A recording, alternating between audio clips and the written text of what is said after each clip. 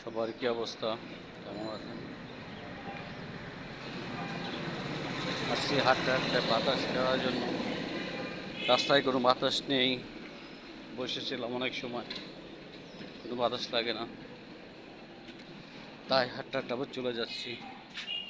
এই যে দেখেন, আমাদের রাস্তায় পাশে এখানে বসার একটা জায়গা আছে, কিন্তু বাতাস নেই বলে চলে যাচ্ছি। কি করবো আর, কিছু করার নেই। দেশে আমাদের নেটও নাই, রাস্তাঘাটে বাতাসও নেই, যেখানে বসবো, বসে দুটো কথা বলবো মানুষের সাথে, সেটাও পারতাছি না। কত ভাই বোনেরা আমার বাইরে থাকে বিদেশে, তাদের সাথে কথা বলতে পারতাছি না।